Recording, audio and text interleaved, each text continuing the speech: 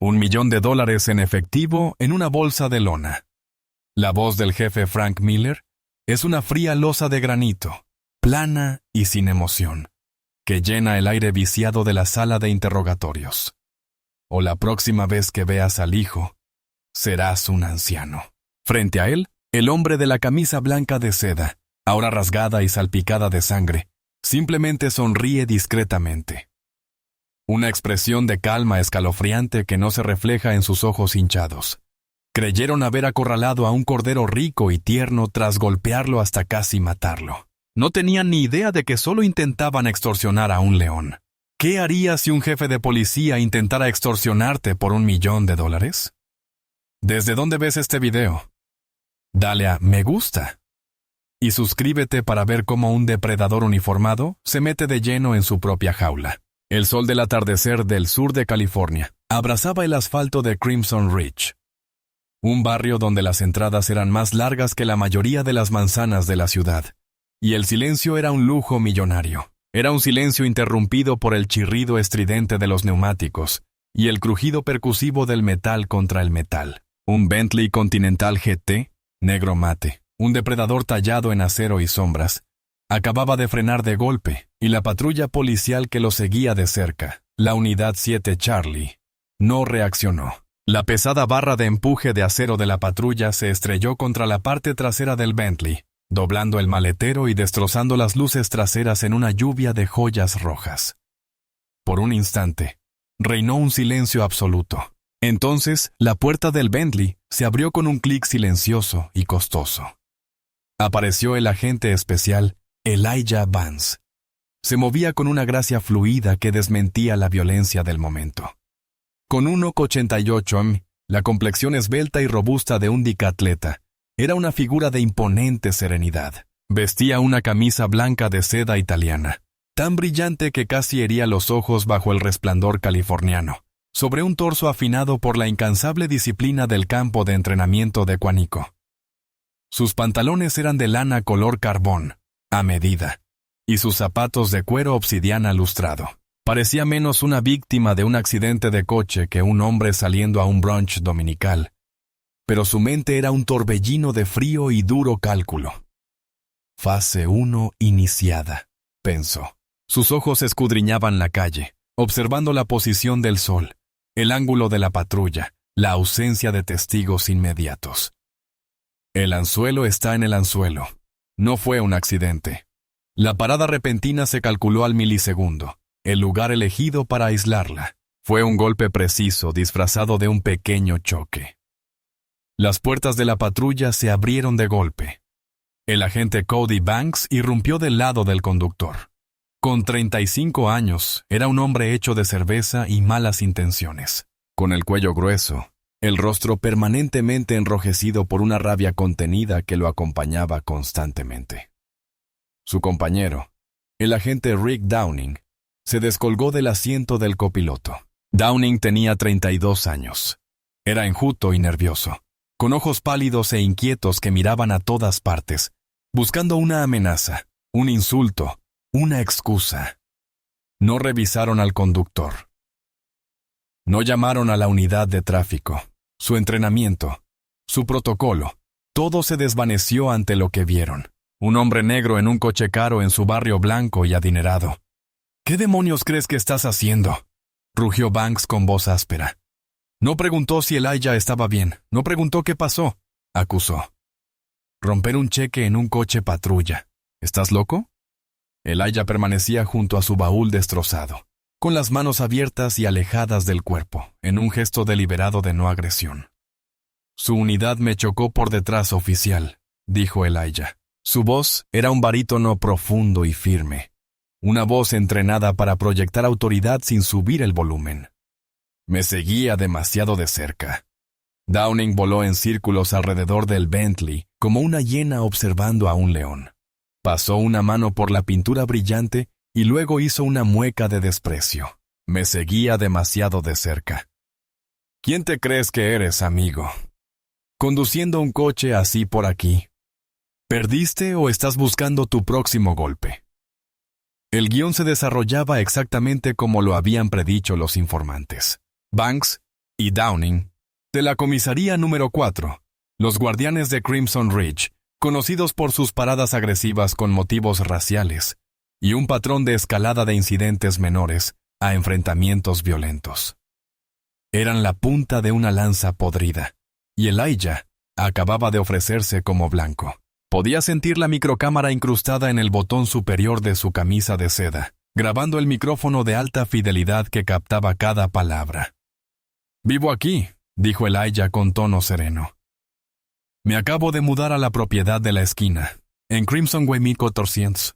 Banks soltó una carcajada breve y desagradable. Entró en el espacio personal de Elijah. Su aliento olía a café rancio y tabaco de mascar. Era más bajo que Elijah, pero más ancho. Un centro de gravedad bajo, ideal para peleas. ¿Vives aquí? Esa finca vale $10 millones, amigo. La única forma de vivir allí es cortando el césped.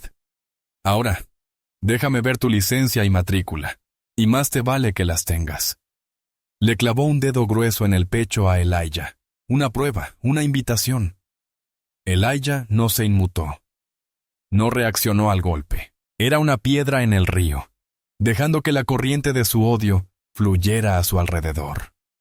Metió la mano lentamente en el bolsillo de su chaqueta, con movimientos deliberados y claros. Esta era la parte más peligrosa del plan. Un movimiento repentino, una mala interpretación. Y esta demolición controlada podría convertirse en un homicidio. Conocía sus archivos. Ambos agentes habían estado involucrados en tiroteos mortales. Ambos habían sido absueltos por asuntos internos. Presididos por su mentor y protector, el jefe Frank Miller. «Voy a sacar mi billetera», anunció Elijah con calma, narrando sus acciones para la grabación. «Hazlo, hotshot», gruñó Banks, pero cuando la mano de Elijah emergió con una delgada billetera de piel de cocodrilo, Downing, que había terminado de dar vueltas alrededor del coche, gritó de repente: «¡Tiene una pistola!». Era mentira. Una clásica táctica aterradora para justificar una fuerza abrumadora e inmediata. Las manos de Elijah estaban vacías salvo por la cartera, pero las palabras fueron todo lo que necesitaban. Era la señal de salida. Banks no dudó, no preguntó dónde estaba el arma, no intentó verificarlo. Atacó. Un puño derecho, potente y curvo, impulsado por el prejuicio y la adrenalina, se estrelló contra la sien de Elijah. El impacto fue un golpe sordo y espantoso. La visión de Elijah explotó en un destello de luz blanca. Sintió el sabor de la sangre al instante. Se había entrenado para esto. Se había preparado para esto. Había soportado simulaciones en el centro de entrenamiento de Hogan's Alley hasta que su cuerpo se convirtió en un callo de respuestas controladas. Sabía cómo recibir un golpe. Giró la cabeza con el golpe, absorbiendo la fuerza, dejando que su cuello y hombros soportaran la tensión. Tropezó, pero no cayó. Fue un error de su parte. Esperaban que cayera. Al suelo. «Al suelo ahora», gritó Downing, sacando su propia arma reglamentaria. El acero negro de la Glock parecía siniestro bajo el sol brillante. Elijah miró a Banks y luego a Downing. El primer golpe había sido asestado. Se había cruzado la línea federal. El resto del día sería un ejercicio de supervivencia y resistencia. Tenía que resistir la tormenta, sabiendo que al otro lado no le esperaba la justicia, sino el desmantelamiento de toda una organización criminal disfrazada de departamento de policía. Lenta y deliberadamente, comenzó a arrodillarse. Su mente, un instrumento frío y lúcido que registraba cada detalle de su propio asalto. El asfalto prístino de Crimson Ridge se convirtió en un lienzo de violencia salvaje y desenfrenada, mientras Elijah se arrodillaba, con las manos alzadas en una clara postura de rendición. El oficial Cody Banks dio un paso al frente y le clavó una bota negra pulida en las costillas. Elijah dejó escapar el aire de los pulmones con un gruñido de dolor. El impacto fue una fuerza conmocionante brutal diseñada para incapacitar e infligir el máximo dolor. En su mente, Una parte separada del cerebro de Elijah ya estaba catalogando la agresión. Traumatismo contundente en las costillas séptima y octava derechas. Posible fractura. Agresor. Banks. Cody. Ora Timonios 4. Creí haberte dicho que te tiraras al suelo. Banks gritó con el rostro destrozado por la ira.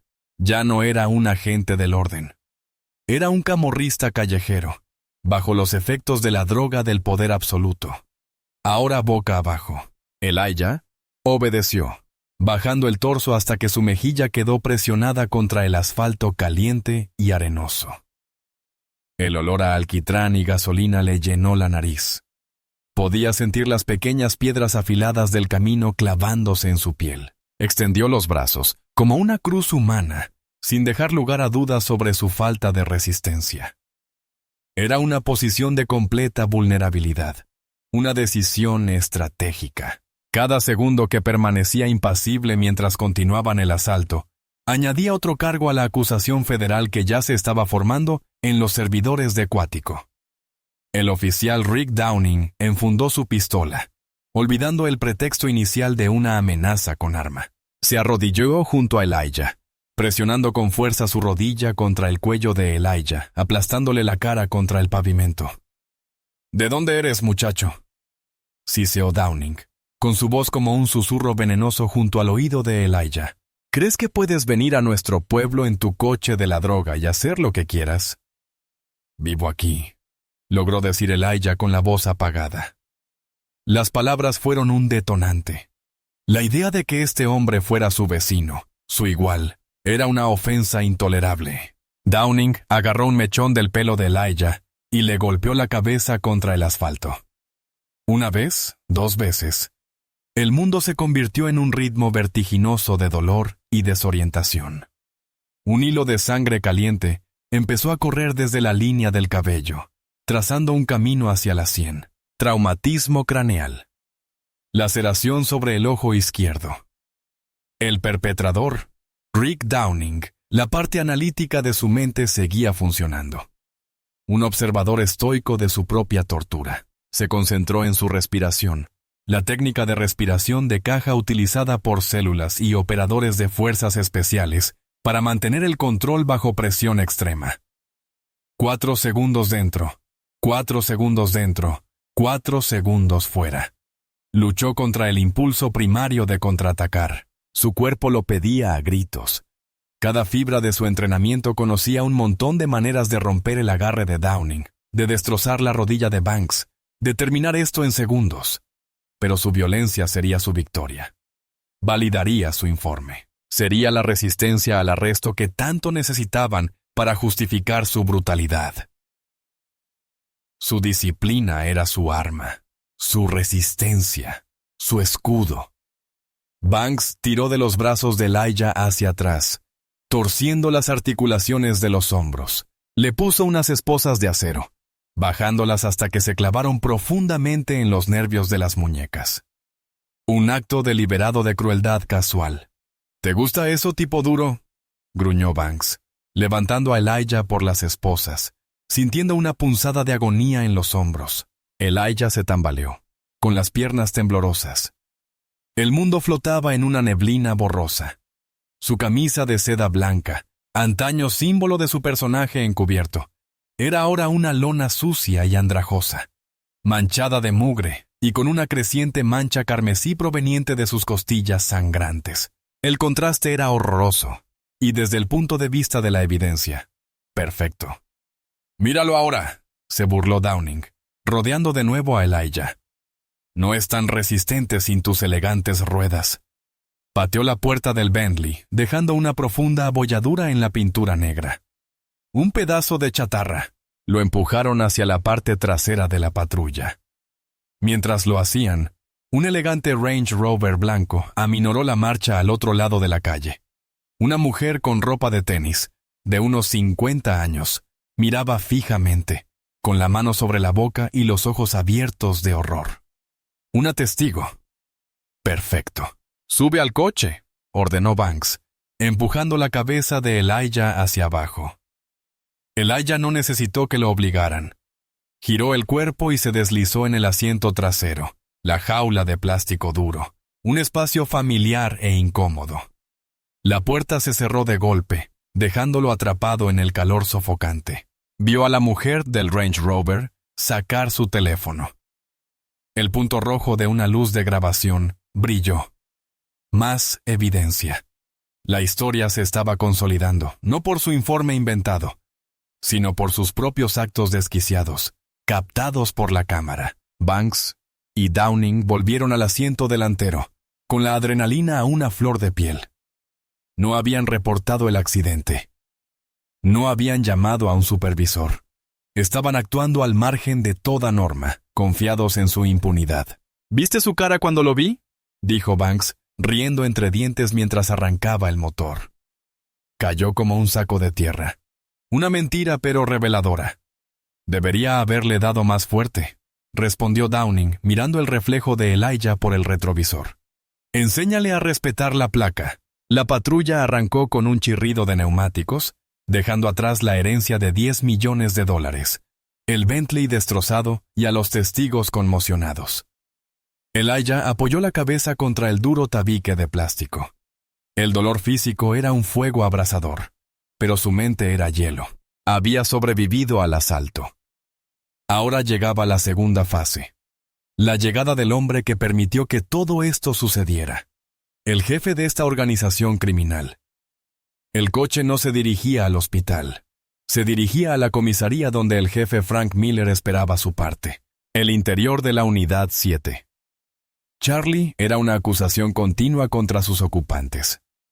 Olía a humo de cigarro rancio, a ambientador barato que no disimulaba el olor a sudor viejo, y al metálico olor a sangre seca que no era reciente. Elijah permanecía inmóvil en la jaula del asiento trasero, con la postura rígida a pesar del dolor punzante en las costillas.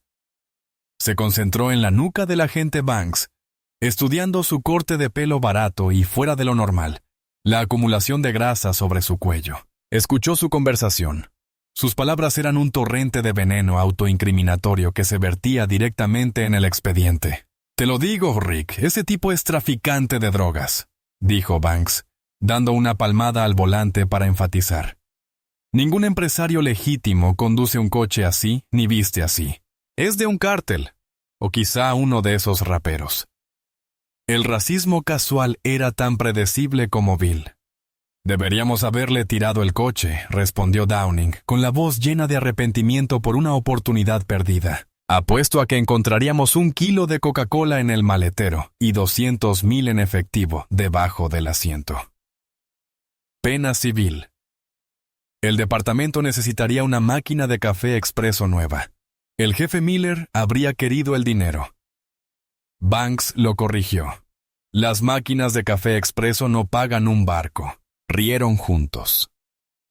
Un sonido desagradable compartido de camaradería corrupta. Hablaban libremente, creyendo que la mampara de plástico y el rugido del motor les daban privacidad. No tenían ni idea de que el hombre silencioso y sangrante en su asiento trasero era un fantasma federal, un espía ambulante cuyo único propósito era escucharlos ahorcarse con sus propias palabras. La cámara de botón de Elijah grababa el video, pero un dispositivo secundario. Una delgada grabadora de audio guardada en el forro de su cinturón captaba sonido con calidad de transmisión. Entonces, ¿cuál es la historia del informe?, preguntó Downing, mientras la conversación se dirigía al mundano asunto de inventar una mentira. «Fácil», dijo Banks, con la fluidez de la práctica. Nos hizo un freno. Iniciamos la parada. Se puso agresivo. Se negó a mostrar las manos e hizo un gesto afable. Temíamos por nuestras vidas, así que lo sometimos. Se resistió y en el forcejeo sufrió heridas leves. ¿Y la testigo?, La voz de Downing tenía un matiz de preocupación. La señora del Range Rover. ¿A quién le van a creer?, se burló Banks. ¿A una ama de casa rica o a 2 policías condecorados? Además, Miller se encargará. Enviará a un hombre del sindicato a hablar con ella. Convencerla de que no vio lo que creía ver. Ya lo había hecho antes. todo se esfuma. El sistema era brutalmente eficiente. Tenían un manual para cada contingencia. Pero nunca habían jugado contra un oponente como Elijah. No era un civil al que se le pudiera intimidar. Era agente de un sistema mucho más poderoso e infinitamente más paciente que el de ellos. Como si estuviera en Q. La radio que Banks llevaba en el hombro cobró vida. 7. Charlie, ¿cuánto tienes? Banks contestó. 7. Charlie, vamos a la comisaría con un detenido. El jefe Miller quiere verlos a ti y al sospechoso en su oficina en cuanto lleguen. Entendido. Entendido, dijo Banks con un dejo de orgullo en la voz. Miró por el retrovisor con una sonrisa triunfal. ¿Lo oyes? El jefe quiere conocerte en persona. Eres una auténtica celebridad. Era el momento. El momento en que se había diseñado la operación para desencadenarse. No se trataba solo de atrapar a los dos matones del asiento delantero. Se trataba de sacar a la araña de su red. Frank Miller rara vez participaba en arrestos callejeros. El hecho de que interceptara personalmente este caso significaba que vio una oportunidad. Un hombre con una casa de $10 millones y un coche de $200,000 no era procesado como un borracho común. Lo exprimieron. La patrulla se detuvo en la parte trasera de la cuarta comisaría, una lúgubre fortaleza de hormigón construida en los años 70. El edificio parecía absorber la luz del sol, irradiando un aura de miseria viciada. Banks aparcó en un lugar reservado cerca de una puerta trasera. «Bueno, Hollywood, fin del camino», dijo, bajando del coche. Abrió la puerta trasera y sacó a Elijah de un tirón por el brazo. El dolor en el hombro de Elijah se intensificó, una agonía candente, pero apretó la mandíbula y se negó a emitir un sonido. Su silencio pareció enfurecer a Banks más que cualquier grito. Lo empujaron a través de la puerta de acero hacia las entrañas de la estación. El aire dentro era fresco, con olor a limpiador industrial y desesperación. Evitaron la sala principal de registro y lo condujeron por un tranquilo pasillo con baldosas de linoleum. Al final del pasillo había una pesada puerta de roble con una pequeña placa de latón. Jefe F. Miller. Downing tocó una vez. «Entre». Una voz tranquila y autoritaria llamó desde adentro. Downing abrió la puerta y empujó a Elijah adentro. La habitación era grande y estaba decorada con buen gusto para ser un edificio municipal. Una alfombra gruesa, un enorme escritorio de caoba y paredes adornadas con placas y fotos de Miller, estrechando la mano de políticos. Y sentado tras el escritorio, mirando a Elijah, no con preocupación, sino con la mirada fría y calculadora de un tasador, estaba el jefe Frank Miller. Era un hombre de unos 50 años, con el pelo canoso perfectamente peinado, y un traje a medida que probablemente costaba más que el coche de Downing. Parecía un director ejecutivo, no un policía. Sostenía un puro encendido en una mano, cuyo humo se elevaba hacia el techo. Hizo un gesto hacia los dos agentes. «Eso es todo, caballeros», dijo Miller con voz suave como la seda. «Pueden dejarme al sospechoso. Escriban su informe tal como lo acordamos». Banks y Downing asintieron y salieron de la habitación, cerrando la puerta tras ellos. El clic del pestillo resonó en el silencio. Solo estaban Elijah y el jefe, el león y la araña. Miller dio una calada lenta a su cigarro.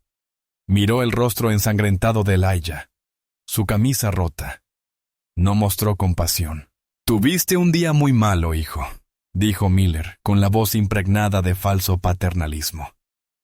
«Pero no tiene por qué empeorar. De hecho, por el precio justo, todo puede desaparecer». El verdadero asalto estaba a punto de comenzar. La oficina del jefe Frank Miller era un escenario cuidadosamente construido, diseñado para proyectar un aura de poder intocable. Una gran bandera estadounidense se alzaba en un rincón, un paño silencioso testigo de la corrupción que se enconaba bajo ella. El pesado escritorio servía de barrera, una muralla moderna entre el rey y el plebeyo. Miller dejó que el silencio se prolongara, dando otra calada larga y deliberada a su cigarro, exhalando una nube de humo azul grisáceo que quedó suspendida en el aire entre ellos.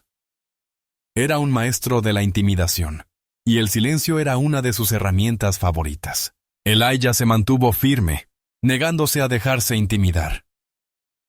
Sostuvo la mirada del jefe sin pestañear. Su cuerpo era una sinfonía de dolor. Sus costillas le dolían con cada respiración. La cabeza le palpitaba y las esposas se le clavaban en las muñecas, pero su mente permanecía en un santuario de calma. Observaba, registraba, analizaba. El traje de Miller era de corte italiano a medida. El reloj que llevaba en la muñeca era un PC Fipe, un reloj que valía más que el salario anual de cualquier policía honesto. Este era un hombre que había monetizado su placa con un éxito espectacular. Es difícil interpretar su opinión, dijo Miller finalmente, rompiendo el silencio. Se recostó en su sillón de cuero, con los muelles crujiendo en señal de protesta.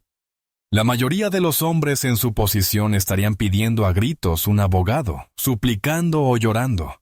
Usted solo está ahí parado. Estoy esperando, respondió Elijah con voz ronca. Miller arqueó una ceja plateada. ¿Esperando qué? A que me digas de qué se trata esto en realidad.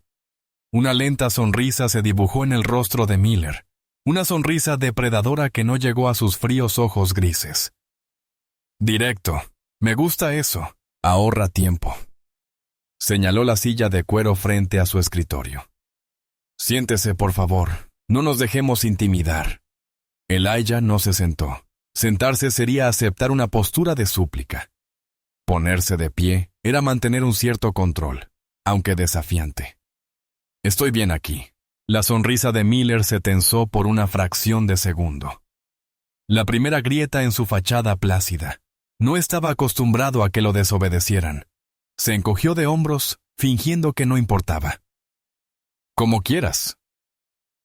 La situación es la siguiente.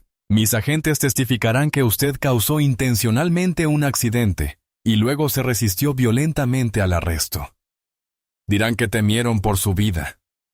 Tenemos una testigo, una mujer muy confundida y asustada que, tras conversar con uno de mis agentes, probablemente recordará que usted fue la agresora. Los cargos serán agresión a un agente del orden público con un arma mortal, su vehículo y resistencia al arresto con violencia. Son delitos graves. Con sus antecedentes, un juez se inclinará a creer a mis oficiales condecorados antes que a usted. Se enfrentará a un mínimo de 10 a 15 años en una penitenciaría estatal. Dejó que la amenaza flotara en el aire, tan densa y sofocante como el humo del cigarro. Era una narrativa bien elaborada, un jaque mate legal diseñado para aplastar cualquier esperanza de una pelea justa. Sin embargo, Miller continuó, inclinándose hacia adelante y juntando los dedos sobre el escritorio pulido. Soy un hombre razonable. Creo en las segundas oportunidades. Te miro y no veo a un criminal empedernido. Veo a un hombre que ha tenido mucho éxito. Un hombre que tiene mucho que perder. Un hombre que simplemente tomó una mala decisión en un mal día. Este fue el punto de inflexión. La clásica rutina del policía bueno y el policía malo. Solo Miller interpretaba ambos papeles. Él provocó el incendio y ahora ofrecía vender el agua. Tengo el poder de hacer desaparecer todo este incidente, dijo Miller, bajando la voz hasta convertirse en un susurro conspirativo. El informe puede ser modificado. Se pueden retirar los cargos. Mis agentes cometieron un error en una situación de mucha tensión. Es comprensible que estuvieras molesto. Todos pueden irse. Tu auto será reparado. Puedes regresar a tu hermosa casa nueva y olvidar que este desafortunado incidente ocurrió. Elijah permaneció en silencio, dejando que Miller le explicara toda la trampa. Sabía lo que venía después. El precio. Miller abrió un cajón de su escritorio y sacó una hoja limpia y una pluma estilográfica bañada en oro. Escribió una cifra. No la dijo en voz alta. Le dio la vuelta al papel y lo extendió por el amplio espacio del escritorio. En el papel, con una letra pulcra y elegante, estaba escrito $1.000.000. Ese es el precio de mi insensatez. dijo Miller en voz baja. Una donación, digamos, al fondo benéfico del policía.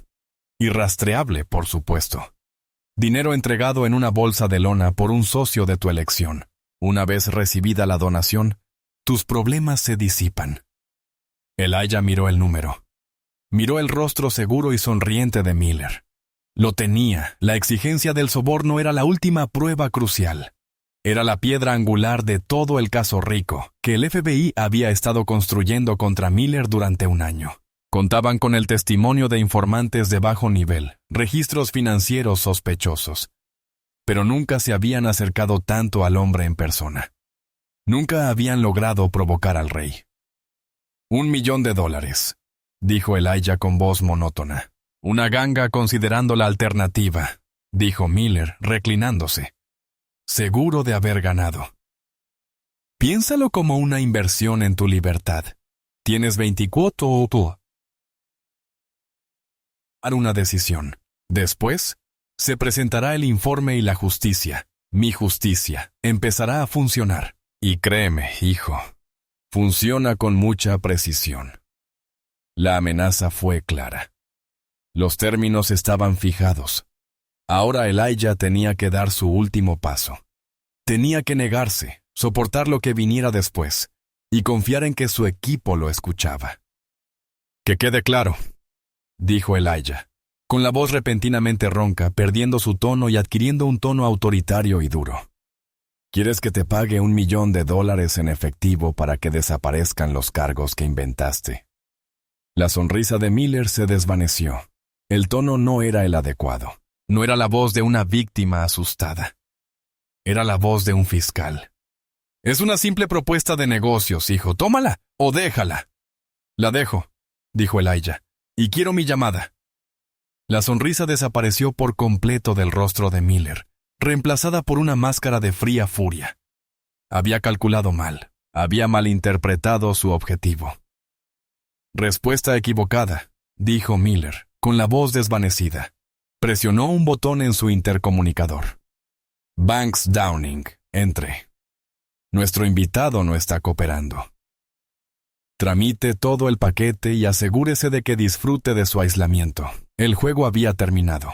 La trampa se había activado, y la puerta de la jaula estaba a punto de cerrarse de golpe. En el momento en que Elijah rechazó el trato, el ambiente en la oficina pasó de una tensa negociación a un preludio de castigo. La máscara de civilidad del jefe Miller se desvaneció, revelando la fealdad y brutalidad que se escondía debajo. Se levantó, y su silla chirrió ruidosamente contra el suelo. Ya no era un director ejecutivo cerrando un trato. Era un alcaide dictando sentencia. La puerta se abrió de golpe, y los oficiales Banks y Downing volvieron a entrar, con la mirada ansiosa como perros de caza. Era evidente que habían estado esperando justo afuera de la puerta. «Es todo tuyo», dijo Miller, despidiéndolo con un gesto de la mano. «¡Arréglalo!» Agresión a un agente de la ley, resistencia violenta, imprudencia temeraria, todo lo demás, y lo quiero en el ala de aislamiento. Sin llamadas, sin abogado. Que se quede en la oscuridad y piense en las malas decisiones que ha tomado. Negarle a un sospechoso una llamada telefónica y el acceso a un abogado era una flagrante violación de la Sexta Enmienda. Pero en el distrito de Miller, la Constitución era un documento que se aplicaba a otras personas. «Con gusto, jefe». Banks sonrió crujiendo los nudillos. Agarraron a Elijah por los brazos, con una fuerza que lo hizo doler. No lo sacaron, lo arrastraron, con sus costosos zapatos de cuero, arrastrando el piso del pasillo. Esto era parte del ritual, la demostración de poder de los demás oficiales de la comisaría. Lo hicieron desfilar por el bullpen principal. Un espacio caótico lleno de escritorios, computadoras y el suave murmullo de la actividad. Todos los oficiales en la sala dejaron de hacer lo que estaban haciendo para presenciar el espectáculo. Vieron a un hombre negro golpeado y ensangrentado siendo arrastrado por los dos matones favoritos del jefe. El mensaje era claro. Esto es lo que pasa cuando nos traicionas. Elijah mantuvo la cabeza alta, recorriendo la sala con la mirada, memorizando rostros, vio expresiones diversas. Algunos oficiales observaban con la misma satisfacción petulante que Banks y Downing. Otros apartaron la mirada, con un destello de vergüenza o incomodidad en sus rostros antes de volver a sus pantallas. Y una detective de ojos penetrantes e inteligentes y cabello oscuro recogido en un moño severo, observaba con una expresión que él no pudo descifrar. Era una mirada de intensa curiosidad analítica.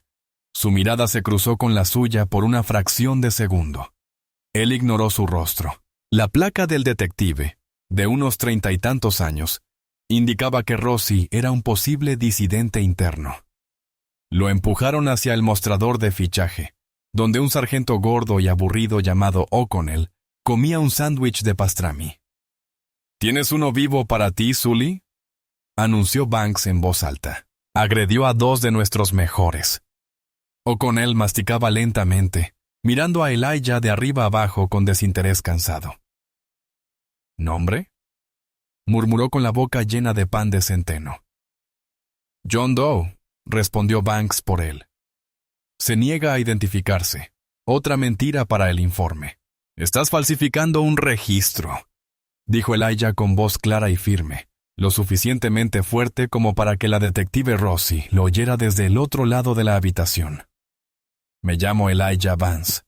Banks golpeó a Elijah en la cabeza con la palma abierta. El sonido resonó por toda la sala. Dije: «Cállate la boca. Hablas cuando te hablan». «¿Qué va?». El golpe fue innecesario, performativo. Su intención era silenciar y humillar, pero también era otra acusación, otra prueba. Elijah sintió el sabor de la sangre de nuevo. Miró directamente a la detective Rossi. Ella se estremeció, abriendo ligeramente los ojos ante la brutalidad despreocupada, antes de bajar rápidamente la vista al expediente sobre su escritorio. La semilla estaba plantada. Le tomaron las huellas dactilares con un escáner digital. Al presionar el pulgar contra el cristal, Elijah supo lo que ocurriría. Sus huellas estaban registradas al más alto nivel en el sistema automatizado de identificación de huellas dactilares del FBI. Cualquier intento de compararlas con una base de datos local o estatal activaría una alerta inmediata y el bloqueo del sistema. El escáner pitó en la pantalla de O'Connell. Un recuadro rojo parpadeó. Error. Archivo restringido. Autorización de nivel 5. Contactar al Departamento de Justicia. O'Connell entrecerró los ojos al mirar la pantalla. ¿Sistemas descompuestos otra vez? Dice que este tipo está restringido. Malditos recortes presupuestarios. Simplemente anúlenlo. Los bancos ordenaron impaciencia. Regístrenlo manualmente como masa. No tenemos tiempo para esta basura informática. Lo despojaron de sus pertenencias. La cartera de piel de cocodrilo con $3,000 en efectivo, que Banks se guardó con un guiño a Downing. Las llaves del coche. Su cinturón. Pero se olvidaron de los 2 objetos más importantes. Dejaron la cámara de botón en su camisa, pensando que era solo un detalle de diseño, y el reloj en su muñeca. Era un elegante reloj negro, discreto y sin marca visible. Parecía un rastreador de actividad física de alta gama. En realidad, era una pieza de tecnología cool hecha a medida por el laboratorio de ingeniería del FBI, que contenía un rastreador GPS, una baliza de emergencia de alta frecuencia y una grabadora de audio pasiva. Era su salvavidas. Tras la farsa de la ficha, lo arrastraron por unas escaleras de hormigón hasta el sótano. El aire se volvió frío y húmedo, con olor a moho y desinfectante. Era el ala de aislamiento, una hilera de pesadas puertas de acero, cada una con una pequeña ventana enrejada. Banks abrió la última puerta a la izquierda. «Bienvenido a su nuevo hogar, señor Doe», dijo con desdén. «Espero que no le tenga miedo a la oscuridad». Empujó a Elijah dentro de la celda. Era una caja de hormigón, vacía salvo por una placa de acero que servía de cama y un inodoro en la esquina. No había ventanas. Banks cerró de golpe la pesada puerta. El sonido fue un estruendo final ensordecedor. Una serie de cerraduras se cerraron. Elijah se sumió en una oscuridad absoluta. Los ruidos de la comisaría se desvanecieron, dejando solo el goteo de una tubería distante y el sonido de su propia respiración regular. Estaba solo. Estaba herido. Era oficialmente un fantasma en su sistema. Se quedó de pie en el centro de la celda durante 1 minuto entero, dejando que sus ojos se acostumbraran, aunque no había luz. Escuchó, oyó los pasos de Banks y Downing subiendo las escaleras, con sus risas resonando débilmente. Cuando estuvo seguro de que estaba solo, levantó la muñeca izquierda, presionó con el pulgar y el índice los laterales de la esfera del reloj, aplicando presión siguiendo un patrón secuencial específico. El reloj no emitió ningún pitido ni se iluminó. No mostró ninguna señal externa de activación, pero en lo profundo de su núcleo cifrado, envió una ráfaga silenciosa de datos comprimidos a un satélite militar dedicado que orbitaba a gran altura sobre la Tierra. La señal era simple: código negro. Agente federal detenido. Contacto hostil. Ubicación confirmada. Se inicia protocolo de vigilancia, en un tranquilo y seguro centro de operaciones en Cuántico, Virginia. Una luz roja comenzó a parpadear en un mapa global justo sobre el sur de California. Los analistas se movilizaron. Los líderes de equipo fueron alertados. Se había llamado a la caballería. Para el jefe Frank Miller y su corrupta comisaría, el tiempo acababa de empezar a contar cero. El frío de la celda de aislamiento era palpable, filtrándose a través de la fina tela de su camisa destrozada hasta los huesos. Elijah no se sentó en la fría losa de acero. Permaneció de pie, paseando por el pequeño espacio en la opresiva oscuridad. 3 pasos para un lado, 3 para el otro. El paso no era fruto de la ansiedad. Era una necesidad física. Mantenía su circulación, sus músculos firmes y su mente alerta. Estaba haciendo un inventario mental de sus heridas. Las costillas eran las peores. Un dolor agudo y punzante acompañaba cada respiración. Le dolía la cabeza con un dolor sordo y persistente, pero no tenía nada roto que no sanara. Estaba operativo. Repasó mentalmente los hechos, repasando cada conversación, cada golpe, cada infracción de procedimiento. La evidencia estaba segura. El audio y el vídeo de sus dispositivos personales ya se estaban transmitiendo en directo a un servidor seguro en la nube del FBI. El testigo en el Range Rover, la brutalidad despreocupada en el bullpen, la exigencia explícita de soborno de Miller, era el sueño de cualquier fiscal. Había construido la jaula perfecta para ellos. Ahora era el cebo, esperando a que su equipo abriera la puerta. Calculó el tiempo de respuesta. El protocolo de Overwatch estaba diseñado para situaciones como esta. Un agente encubierto comprometido en un entorno doméstico hostil. La primera fase sería digital. El comando cibernético ya estaría penetrando la red de la comisaría, clonando sus servidores, marcando archivos como evidencia y estableciendo el control de su infraestructura digital. La segunda fase sería física. El equipo de rescate de rehenes más cercano, el HRTT, estaba estacionado en una oficina satélite en Los Ángeles, a menos de 1 hora en avión. Ya estarían preparándose, con una tormenta de equipo táctico negro y un discreto profesionalismo acercándose en el horizonte. Miró su reloj. Las manecillas luminosas brillaban tenuemente en la oscuridad. Llevaba 45 minutos en la celda. El asalto digital probablemente estaba en plena marcha. Arriba, en la sala principal, la detective Isabella Rossi, sentada en su escritorio, observaba el informe de arresto de John Doe que acababa de presentar Banks. Era una obra maestra de ficción. Presentaba al sospechoso como un agresor violento y desquiciado, y a los agentes como heroicos agentes de paz que sobrevivieron por poco a un asalto mortal. Pero era un descuido. La cronología no se ajustaba a la realidad. La descripción de la resistencia era vaga, y estaba llena de lenguaje estereotipado que había visto en docenas de otros informes de Banks, y no explicaba los daños del Bentley. El informe afirmaba que el coche del sospechoso había embestido a la patrulla. pero Rossi había visto la grúa sacando el Bentley del depósito de vehículos. Los daños estaban en la parte trasera. La patrulla tenía daños en la parte delantera. Fue un choque por alcance. Banks mentía. Rossi llevaba 8 años en la comisaría número 4. Había empezado como novata, llena de ideales y con ganas de servir. Pero años de ver a Miller, Banks y sus compinches operar habían erosionado poco a poco su optimismo, reemplazándolo por un pragmatismo cínico y cansado. La paliza casual en medio del bullpen. Y el hombre en sí no parecía un narcotraficante, ni un matón.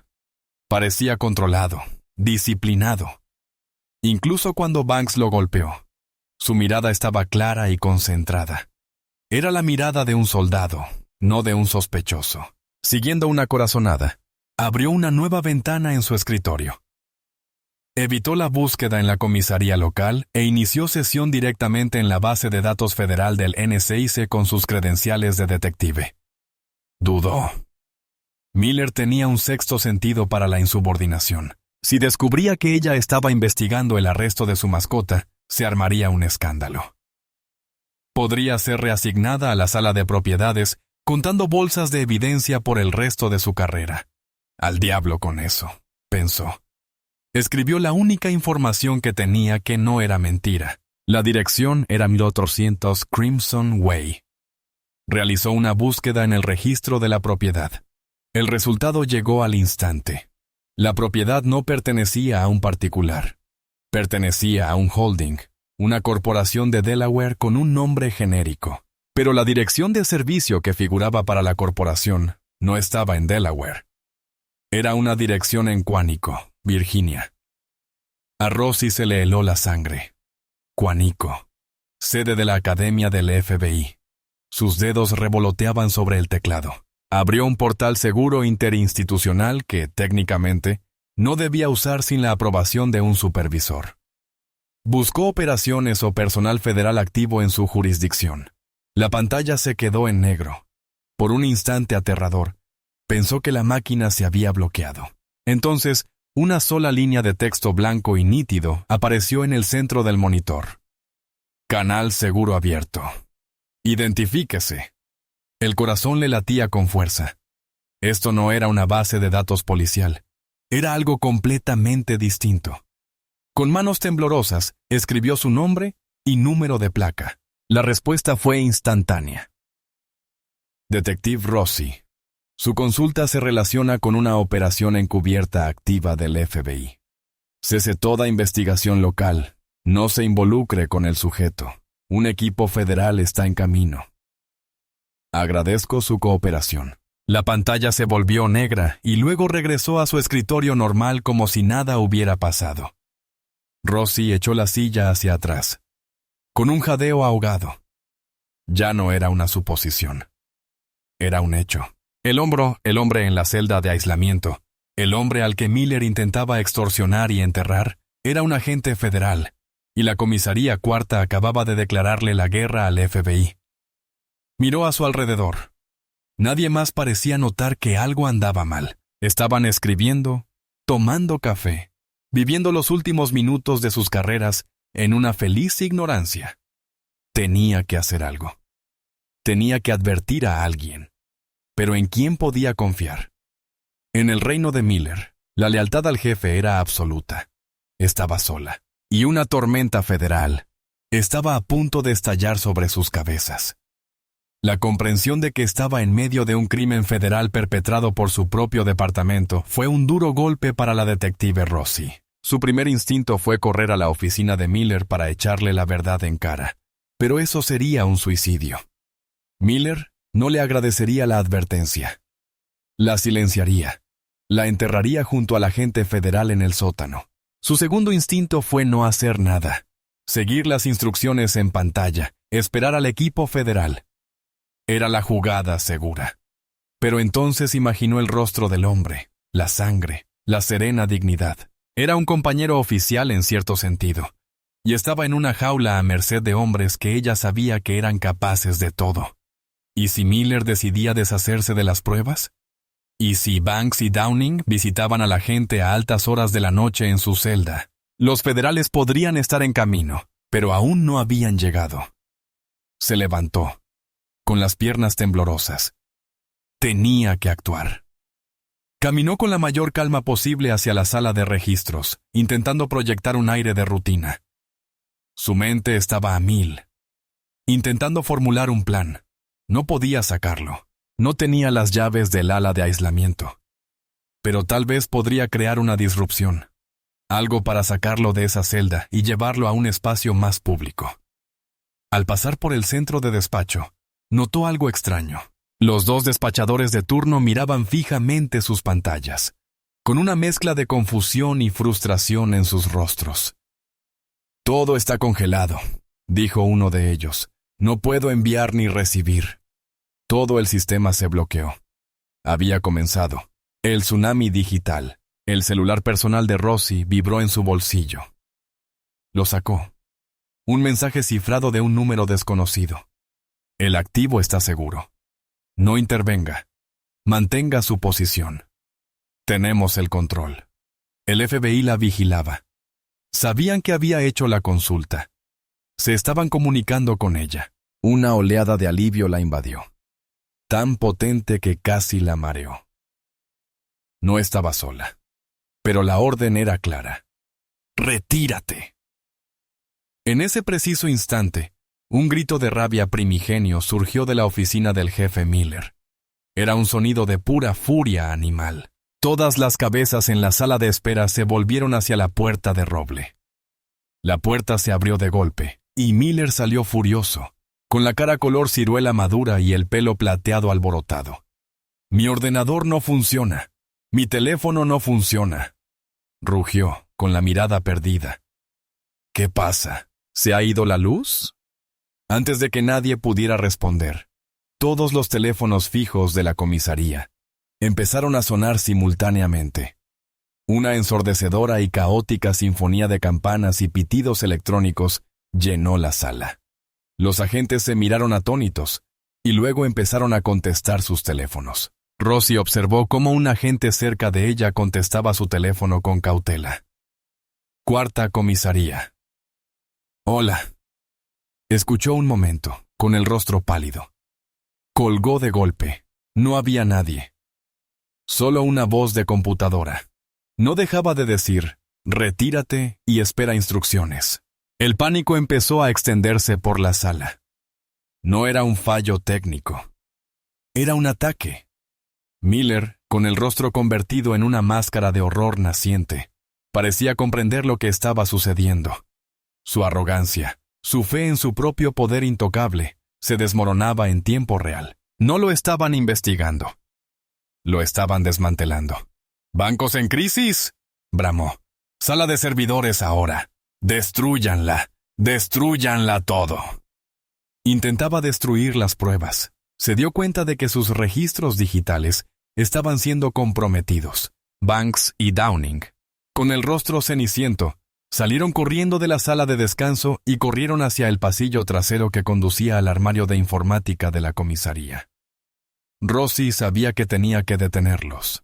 El mensaje del FBI decía que no intervinieran, pero dejar que borraran los servidores podría destruir años de pruebas contra toda la operación de Miller. Tomó una decisión. Corrió tras ellos. «¡Banks! ¡Detente!», gritó. Banks se giró, con la mirada perdida. «Quítate de mi camino, Rossi. Son órdenes del jefe. ¿No ves lo que está pasando?», suplicó, de pie en el pasillo, bloqueando la puerta de la sala de servidores. «Se acabó. No puedes borrar esto. ¡Ni hablar!». Downing gruñó y la empujó con fuerza. Ross se tambaleó hacia atrás, golpeándose contra la pared. El empujón no fue brutal, pero fue suficiente para apartarla. Abrieron la puerta de la sala de servidores de golpe y desaparecieron dentro. A Rossi se le encogió el corazón. Había fracasado. Iban a freír el sistema. Miró hacia el pasillo vacío en dirección contraria, hacia las escaleras del sótano. El mensaje decía que el activo estaba seguro. ¿Pero lo estaba él? Sacó su teléfono y escribió una respuesta al número cifrado. Están destruyendo pruebas. El jefe Banks Downing está en la sala de servidores. ¿Es necesario extraer el activo? Se quedó mirando el teléfono esperando. Los segundos parecían horas. El teléfono vibró. La evidencia ya está asegurada. Todos los datos están reflejados. Que las ratas se atrapen solas. El equipo de extracción está a 2 minutos. Aléjense de la entrada principal. 2 minutos. Un golpe sordo y rítmico empezó a vibrar por todo el edificio. Empezó como un leve temblor en el suelo. Luego se hizo cada vez más fuerte. Un sonido que parecía más una onda de presión en el pecho que un ruido que se oye con los oídos. Era el sonido de las hélices de un helicóptero. Rosie no lo dudó. Se dio la vuelta y corrió hacia el bullpen, alejándose de la sala de servidores, del sótano. ¡Todos al suelo!, gritó, su voz cortando el timbre de los teléfonos. ¡Todos al suelo y lejos de las ventanas, ya! Los oficiales la miraron confundidos, pero su terror era contagioso. Empezaron a esconderse tras sus escritorios.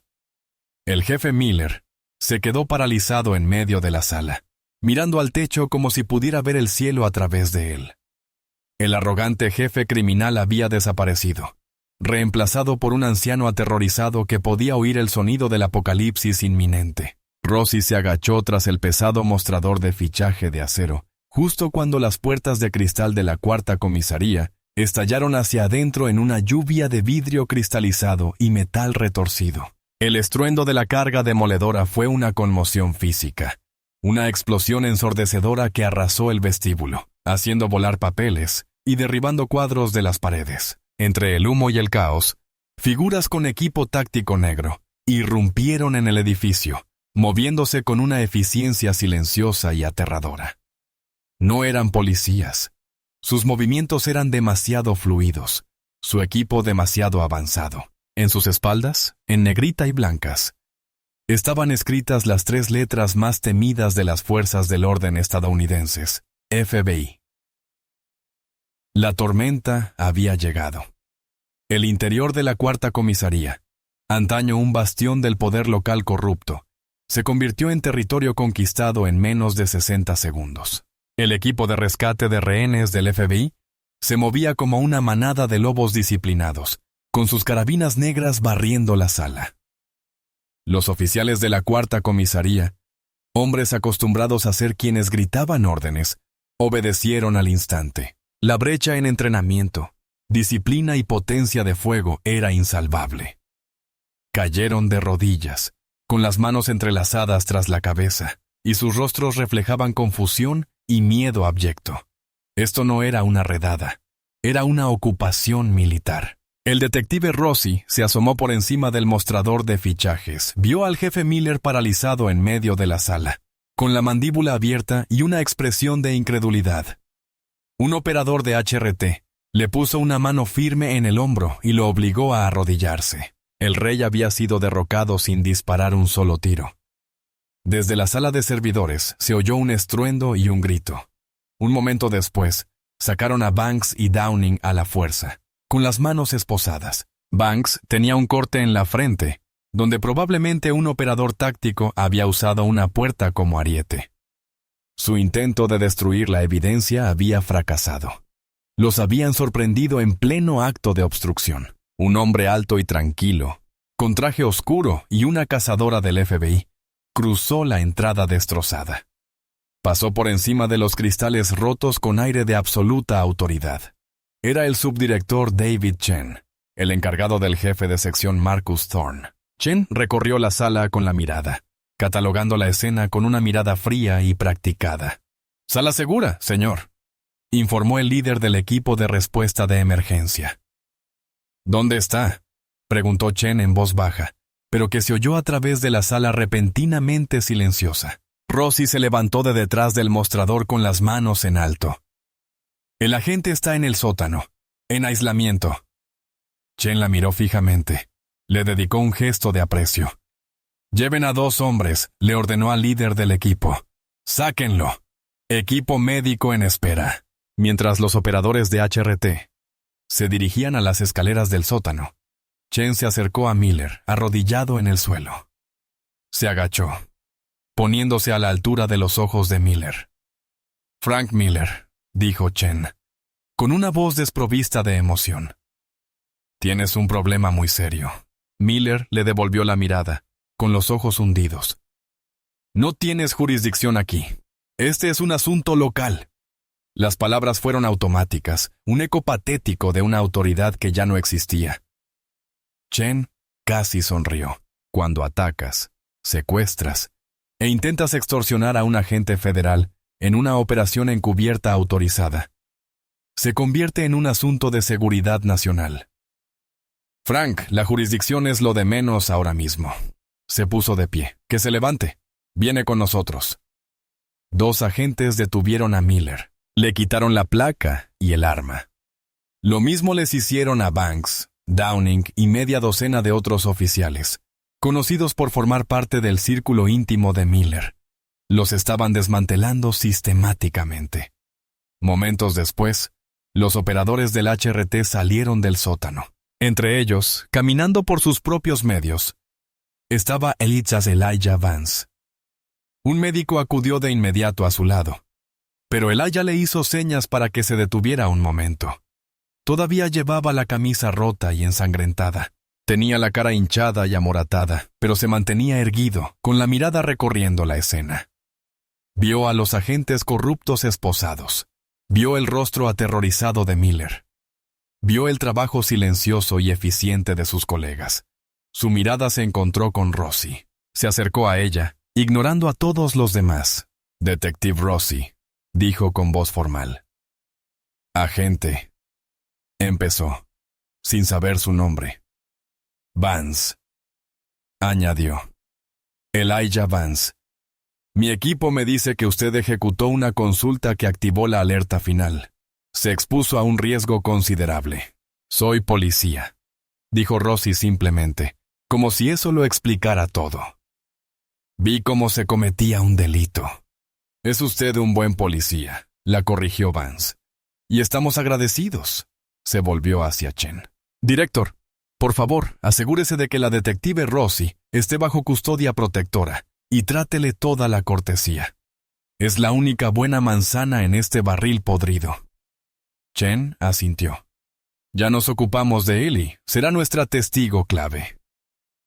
Vance entonces centró su atención en el evento principal. Se acercó a Frank Miller.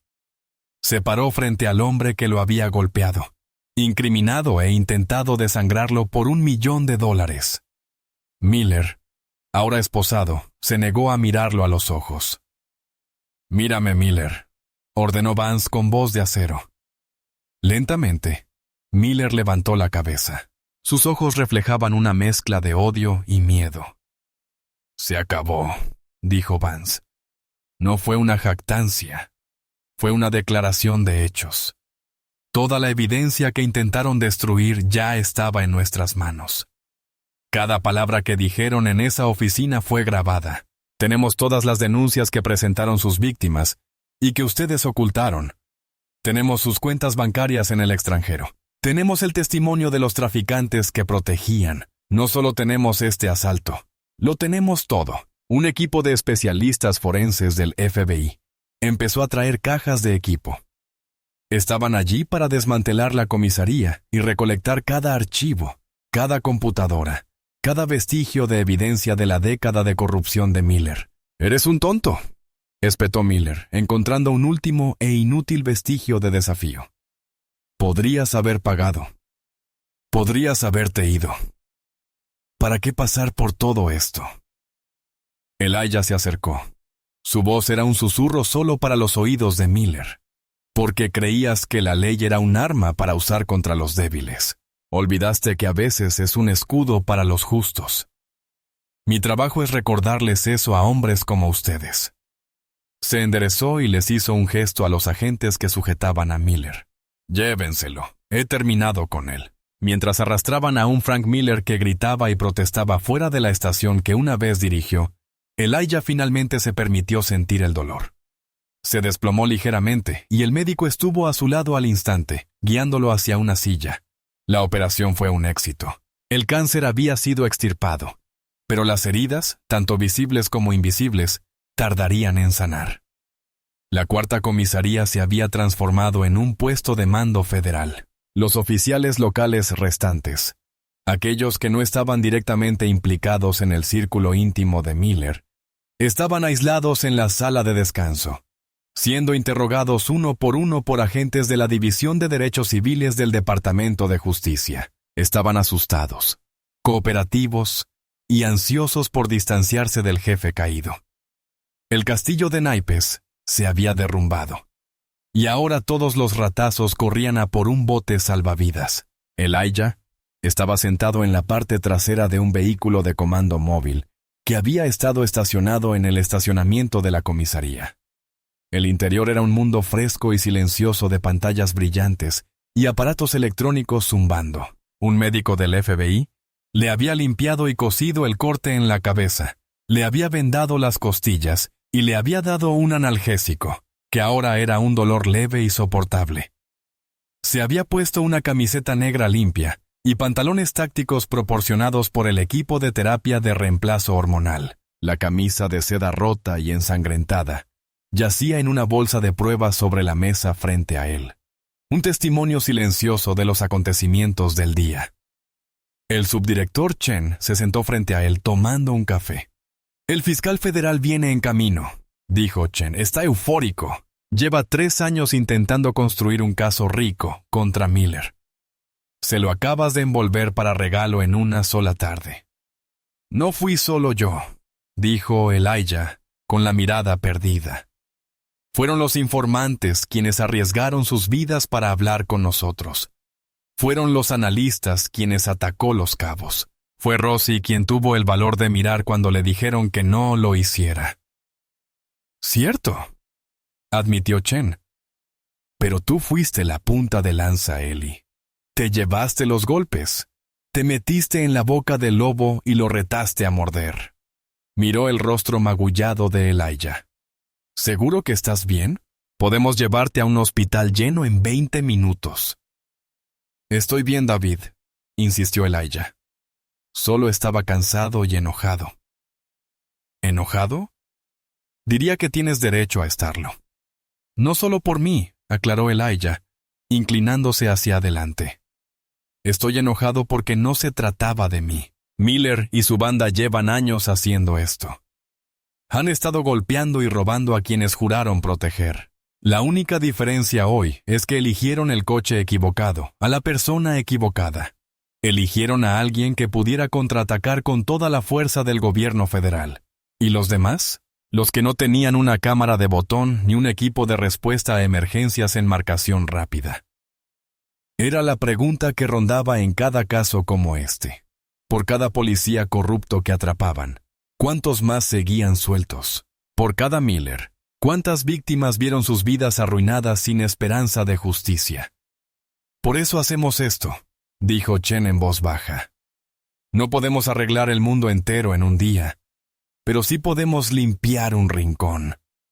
Podemos enviar un mensaje. Señaló un gran monitor en la pared del vehículo. Mostraba la transmisión en vivo de un helicóptero de noticias que sobrevolaba la comisaría. La escena estaba repleta de vehículos federales, furgonetas de noticias locales y espectadores confundidos. El mensaje se está enviando alto y claro. Un técnico en la esquina habló. «Señor, hemos terminado de clonar los servidores de la comisaría. El equipo forense encontró lo que buscaba». «Póngalo en la pantalla principal», ordenó Chen. La señal de noticias fue reemplazada por un archivo de video. Era una grabación granulada en blanco y negro de una cámara de seguridad dentro de la sala de servidores. La fecha y hora coincidían con la hora del allanamiento.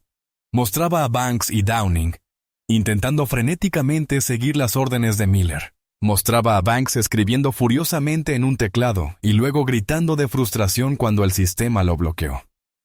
Lo mostraba metiéndose bajo el escritorio y arrancando los cables de la pared momentos antes de que el equipo de HRT derribara la puerta. «La conspiración para obstruir la justicia grabada», dijo Chen con sombría satisfacción. «Eso añade otros 10 años a sus condenas». Luego pasó a otro archivo. Era el audio de la grabadora de cinturón de Elijah. 1 millón en efectivo en una bolsa de lona. La voz de Miller, fría y clara, llenó el vehículo de mando. Elijah cerró los ojos. Al oírlo de nuevo, sabiendo que la trampa se había cerrado a la perfección, sintió una fría y dura sensación de victoria. No se trataba de venganza, se trataba de responsabilidad.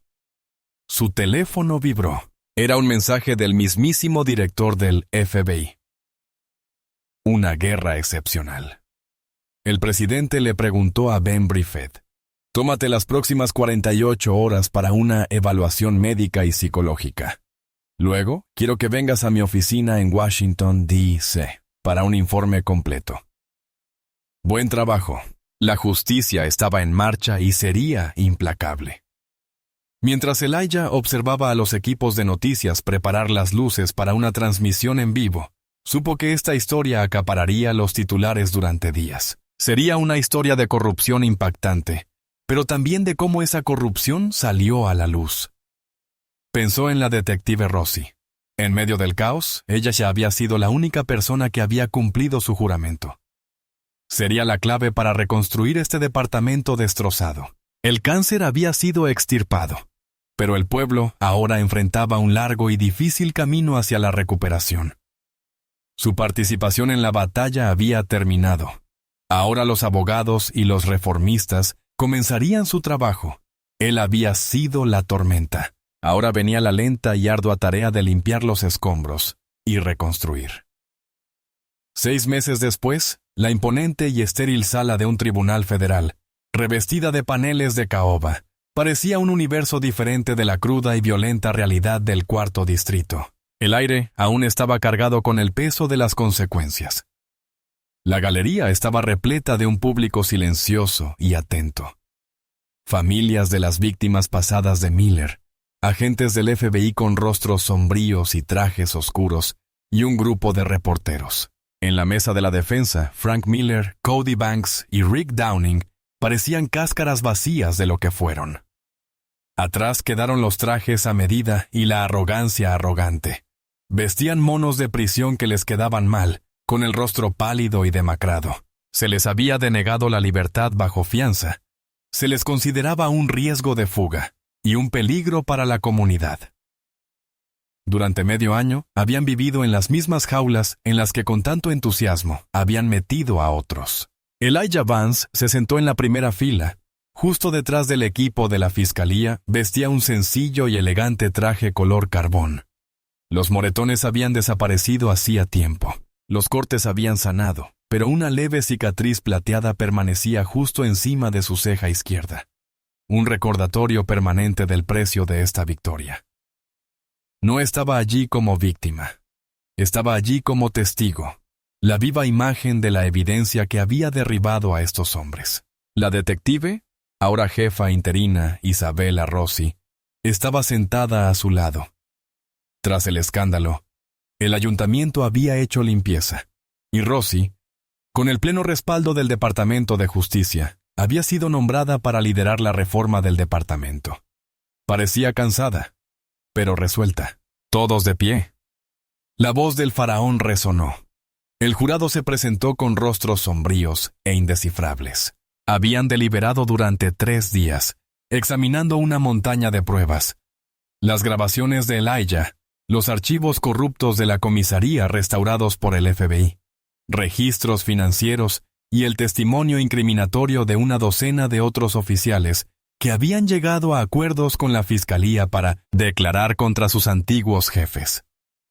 La capataz, una mujer de unos 60 años con aspecto cansado, le entregó un fajo de papeles al secretario. La jueza, una mujer severa y sensata llamada Eleanor Vance, sin parentesco, se ajustó las gafas. En cuanto al cargo de conspiración para violar los derechos civiles, en cuanto al acusado, Frank Miller, ¿cómo se declara? La capataz respiró hondo. Culpable. Una oleada de jadeos silenciosos y sollozos de alivio recorrió la galería. Miller no se inmutó. Simplemente miró al frente, con el rostro como una máscara de piedra. Acusado de extorsión bajo pretexto de derecho oficial. En cuanto al acusado Frank Miller. Culpable. La letanía continuó. extorsión, obstrucción a la justicia, blanqueo de capitales. Durante 20 minutos, el presidente leyó un veredicto tras otro. Cada uno de ellos fue un clavo en el ataúd del imperio criminal de Miller. Luego llegaron Banks y Downing, acusados de privación de derechos bajo pretexto de la ley, causando lesiones corporales. En cuanto al acusado Cody Banks, culpable. En cuanto al acusado Rick Downing, culpable. Fueron declarados culpables de todos los cargos. Las pruebas habían sido demasiado contundentes, los vídeos demasiado claros, sus propias palabras demasiado condenatorias. Tras la desestimación del jurado, la jueza procedió directamente a la sentencia. Había escuchado las declaraciones de las víctimas. Había leído los informes previos a la sentencia. Su rostro reflejaba una furia judicial controlada. «Señor Miller», dijo, con la voz quebrando el silencio, «se le confió el sagrado deber de hacer cumplir la ley. En cambio, lo tergiversaste, y lo convertiste en un ladrón personal de avaricia y brutalidad. Te aprovechaste de las mismas personas a las que juraste proteger. No solo has infringido la ley, sino que has profanado la placa. La sentencia de este tribunal es que cumplas 12 años en una penitenciaría federal». Años. Para un hombre de 50 años, era prácticamente cadena perpetua. Miller finalmente se derrumbó. Un sollozo ahogado escapó de sus labios y se desplomó hacia adelante, golpeando la mesa con un golpe sordo. Entonces se volvió hacia Banks y Downing. Eran sus puños, sus matones. Disfrutaban de la violencia, escudándose en la autoridad de un uniforme. Por sus crímenes, cada uno cumplirá 7 años en una prisión federal. Banks rompió a llorar a mares, con su fachada de tipo duro destrozada por completo. Downing se quedó mirando al vacío, con el rostro inexpresivo, como un hombre cuya vida acababa de terminar. Mientras los alguaciles estadounidenses se acercaban para llevarse a los 3 condenados, una profunda sensación de fin se apoderó de la sala. Todo había terminado. La batalla que había comenzado con un accidente de coche calculado en una mañana soleada, había terminado aquí, en esta habitación tranquila y solemne, con el poder metódico e irreversible de la ley. Elijah sintió una mano en el hombro. «Fue Rosie». «Gracias», dijo ella, con la voz cargada de emoción. «Todos hicimos nuestra parte», respondió él. Salieron juntos del juzgado bajo el brillante sol de la tarde. La prensa los acosaba, una cacofonía de preguntas a gritos y flashes de cámaras.